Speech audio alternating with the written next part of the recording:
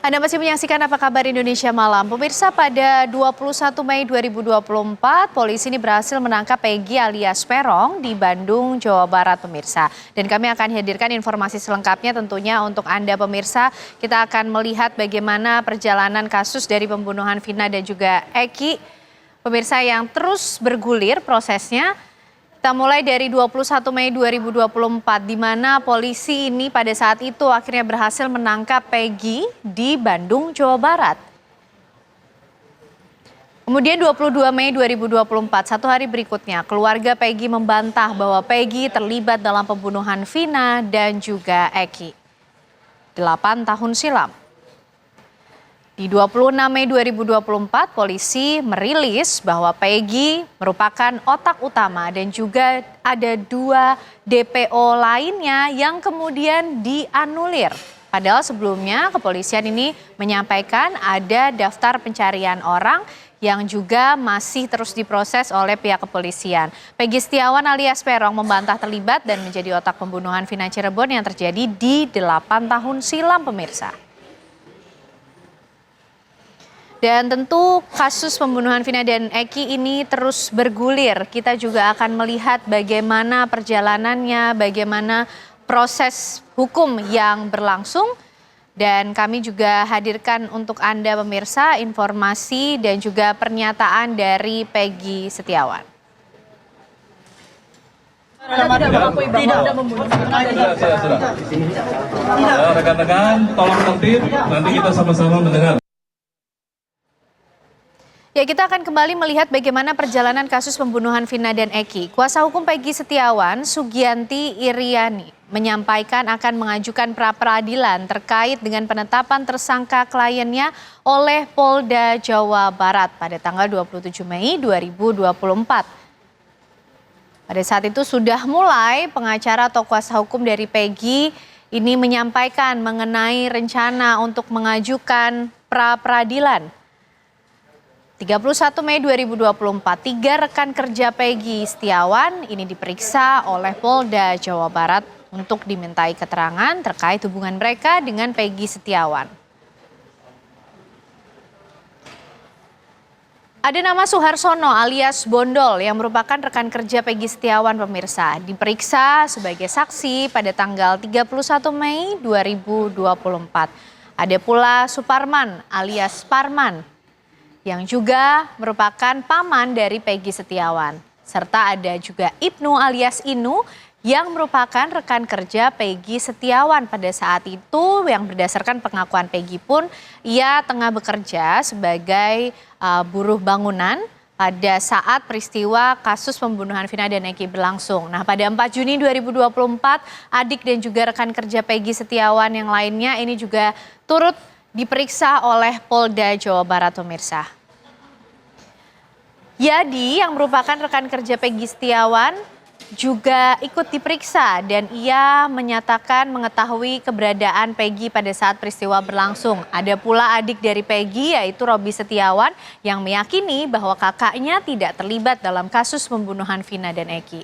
8 hingga 9 Juni 2024 dilakukan pemeriksaan ataupun tes psikologi oleh penyidik dari kepolisian.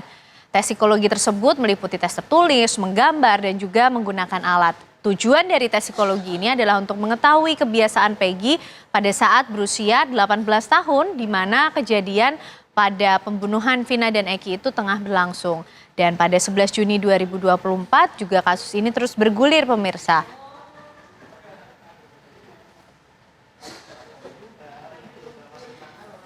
Pada bulan Juni 2024, 22 pengacara yang mendampingi pra-peradilan Peggy Setiawan ini terus melanjutkan proses yang kemudian sudah direncanakan sejak awal. Mereka akan menempuh pra-peradilan untuk kliennya Peggy Setiawan. 24 Juni 2024 yang terbaru, sidang pra-peradilan ini ditunda setelah pihak termohon tidak hadir dalam sidang ini, pemirsa. Kami tentu masih akan menghadirkan informasi lain yang berkenaan dengan perjalanan kasus dari pembunuhan Vina dan Eki hingga hari ini. Usai jeda kami hadirkan untuk Anda. Ya, masih kembali membahas dan melihat bagaimana perjalanan kasus pembunuhan Vina dan Eki. Pemirsa, pra-peradilan Peggy Setiawan yang dinanti sejatinya digelar pada Senin 24 Juni kemarin. Namun pihak termohon dalam hal ini Polda Jawa Barat tidak hadir dan sidang pun ditunda 1 minggu ke depan. Publik mungkin bertanya-tanya, mengapa Peggy yang telah ditetapkan sebagai tersangka pembunuhan Vina dan Eki mengajukan pra-peradilan? Berdasarkan keterangan kuasa hukum Peggy, ada sejumlah hal yang melatar belakangi pra-peradilan diajukan. Antara lain adanya kejanggalan dalam penangkapan Peggy. Peggy ditangkap tanpa adanya bukti yang cukup kuat dan hanya mengandalkan kesaksian yang dianggap sumir. Tentu menjadi tantangan bagi penyidik untuk dapat membuktikan hal ini keliru. Ya, pertimbangan berikutnya kenapa kemudian Peggy mengajukan pra-peradilan adalah penangguhan penahanan Peggy yang ditolak oleh pihak kepolisian. Peggy dinilai tidak terlibat dalam kekerasan atau pembunuhan Vina dan Eki. Ini juga menjadi alasan lainnya dari kemudian proses pra-peradilan yang akhirnya ditempuh. Pada tahun 2016, polisi juga hanya menyita motor Peggy tanpa melakukan pemeriksaan. Ini kemudian menjadi catatan alasan berikutnya. Dan juga Peggy baru ditangkap polisi setelah kasus Vina ramai kembali diperbincangkan di tengah publik. Bagaimana kemudian babak baru dari kasus pembunuhan Vina dan Eki, pemirsa? Upaya-upaya yang dilakukan oleh keluarga Vina ini juga dilakukan, yaitu mendesak kepolisian segera menuntaskan penyelidikan dan juga mendesak untuk dilakukan penangkapan pada 2 DPO lain selain Peggy pada saat itu, sebelum polisi kemudian menganulir 2 DPO lainnya. Nah, upaya hukum yang kemudian dilakukan oleh pihak Peggy Setiawan yaitu pra-peradilan atas penangkapan dirinya dan juga penetapan status tersangka pada dirinya. Ada nama lain, Saka Tatal, pemirsa. Apa saja upaya hukum yang dilakukan oleh Saka Tatal yang juga sudah menjalani vonis dari hukuman, ditetapkan ia sebagai tersangka dalam kasus pembunuhan Vina dan Eki, dan ada juga 7 pelaku lainnya yang mengajukan upaya hukum seperti pengajuan banding, pengajuan peninjauan kembali ataupun PK. Nah, upaya hukum peninjauan kembali ini adalah suatu upaya hukum yang dapat ditempuh oleh terpidana terhadap suatu putusan pengadilan yang telah berkekuatan hukum tetap dalam sistem peradilan di Indonesia. Dasar utama peninjauan kembali adalah adanya novum atau bukti baru maupun keadaan baru.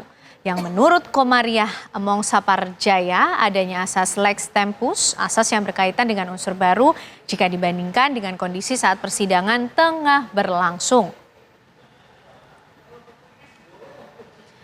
Upaya hukum banding pidana, apa itu? Banding adalah pertimbangan pemeriksaan ulang terhadap putusan pengadilan oleh pengadilan yang lebih tinggi atas permintaan terdakwa atau jaksa. Dan syarat pengajuan banding pidana pun ada beberapa, pemirsa. Surat kuasa apabila dari penasihat hukum terdakwa, kemudian formulir data pihak pemohon, permohonan banding dalam tenggang waktu 7 hari setelah putusan pengadilan negeri atau 7 hari setelah putusan diberitahukan kepada terdakwa yang tidak hadir dalam pembacaan putusan, dan juga memori banding beserta dengan soft copy dan tidak ada tenggang waktu. Dan itulah tadi, pemirsa, bagaimana kita melihat kembali perjalanan kasus pembunuhan Vina dan Eki dari awal hingga kemudian terakhir kemarin Senin adanya sidang pra-peradilan yang kemudian dilakukan namun harus ditunda karena tidak hadirnya Polda Jawa Barat sebagai termohon. Pemirsa, kita tentu masih akan tunggu bagaimana kelanjutan dari penanganan kasus ini, pemirsa. Dan informasi tersebut sekaligus mengakhiri kebersamaan kita di Apa Kabar Indonesia malam hari ini. Ya, betul sekali Kanana, dan juga setelah jeda berikut ini Anda bisa menyaksikan catatan demokrasi yang kali ini akan membahas mengenai judi online, pinjaman online, ini yang terus menjadi masalah bagi masyarakat kita. Akhir kata, saya Putri Viola. Saya Kanana dan teman-teman yang bertugas pamit. Terima kasih, selamat malam. Sampai jumpa.